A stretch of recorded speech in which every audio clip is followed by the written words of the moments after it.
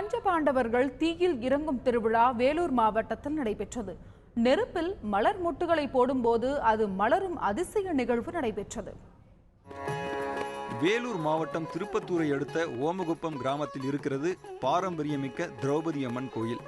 தமிழகத்தில் பஞ்ச பாண்டவர்களுக்காக கட்டப்பட்டுள்ள ஆலயங்களில் மிக முக்கிய கோயிலாக இது பார்க்கப்படுகிறது. கோயிலின் கருவறையில் விஷ்ணு, தர்மர், திரௌபதி அம்மன் சிலைகள் உள்ளன. பல நூற்றாண்டுகளுக்கு முன்பு அயோத்தியிலிருந்து மண் எடுத்து வந்து இக்கோயிலை கட்டியதாக சொல்லப்படுகிறது. இது மிகவும் பழமை வாய்ந்த கோயில். 250 வருஷமாக இது நடந்துருக்குது. அயோத்தியிலேருந்து இங்கே பெரியவங்க வந்து மண் எடுத்து வந்து இங்கே கட்டினது இந்த பஞ்சபாண்டவர் கோயில். வாரியம்மன் கோயில் பேர். மிகவும் இப்போ சக்தி வாய்ந்த கோயில். எல்லாம் நடக்கிறது நினைத்து எல்லாம் நடக்கும். அதனால் விடாமல் 250 வருஷமாக இது நடத்தின்னு வராங்க.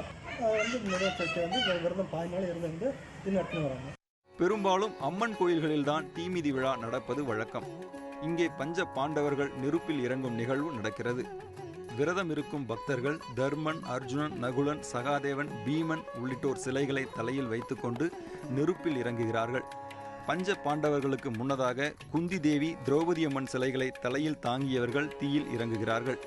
இங்கே அதிசயிக்கத்தக்க நிகழ்வு ஒன்று நடக்கிறது. தீயில் இறங்குவதற்கு முன்பு மலர் மொட்டுக்களை நெருப்பில் போடுகிறார்கள். அந்த மொட்டுக்கள் பொசுங்காமல் அழகாக மலர்கின்றன. இந்த நிகழ்வு பக்தர்களை மெய் சிலிர்க்க வைக்கிறது.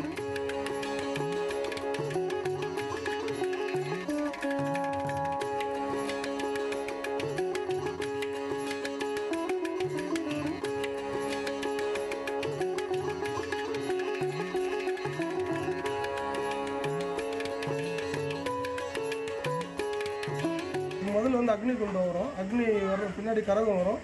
கரத்துக்கு பின்னாடி இந்த பஞ்சபாண்டவர்கள் சிலை எல்லாம் வரும்.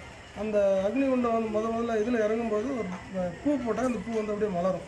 நெருப்பில் பூ போட்டால் மல்லிப்பூ அப்படியே நம்ம அந்த அளவுக்கு அந்த அம்மனோட நல்ல சக்தி இருக்கும். என்ன ஒரு வரம் கேட்டாலும் முழுமையாக நிறைவேற்றி கொடுக்குறோம் அந்த ஒரு கோயில் இது. இதில் முந்தானை எடுத்து அந்த கட்டி வச்சா அது அப்படியே இருக்கும். ஒன்றுமே ஆகாது. ஊரெல்லாம் வந்து சுற்றிட்டு வரும். கரகம் சுற்றிட்டு வந்து எடுத்து அதை ஒன்றுமே அப்படியே இருக்கும். எப்படி கட்டாலும் அப்படியே இருக்கும். அந்த ஓமகுப்பம் கிராமத்தில் வசிக்கும் ஒவ்வொரு சாதி பிரிவுக்கும் ஒரு சிலை ஒதுக்கப்பட்டிருக்கிறது. அந்தந்த சமுதாயங்களைச் சேர்ந்தவர்கள் தங்கள் சமுதாயத்திற்கான சிலைகளை எடுத்துக்கொண்டு பயபக்தியுடன் தீயில் இறங்குகிறார்கள். பூக்களால் அலங்கரிக்கப்பட்ட அழகான கரகங்களையும் தூக்கி வந்து நெருப்பில் இறங்குகிறார்கள். அவர்களை அடுத்து பல்லாயிரக்கணக்கான பக்தர்களும் பக்தி பரவசத்துடன் தீயில் இறங்கி பின்னர் கோயிலினுள் சென்று கருவறையில் உள்ள தெய்வங்களை வணங்கி அருள் பெறுகின்றனர்.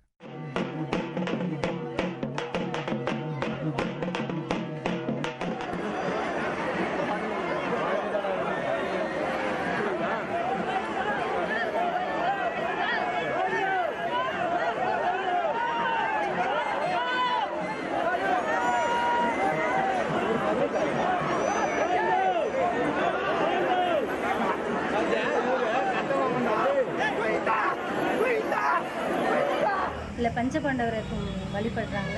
திரௌபதி அம்மா வந்து இது மெயினாக கும்பிடுறாங்க.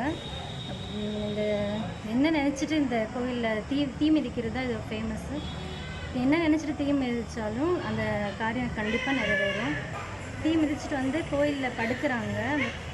நீட்டி படுத்துருவாங்க. அந்த படுக்கும்போது அந்த சாமி வந்து கண்டிப்பாக அந்த என்ன நினச்சிட்டு படுக்கிறாங்களோ அது கண்டிப்பாக நிறைவேறும். நோய் நொடி, வறுமை உள்ளிட்ட பிரச்சனைகள் அகலவும் குழந்தை பாக்கியம் கிடைக்கவும் இக்கோயிலுக்கு வந்து வணங்குகிறார்கள். விரதமிருந்து தீயில் இறங்குகிறார்கள்.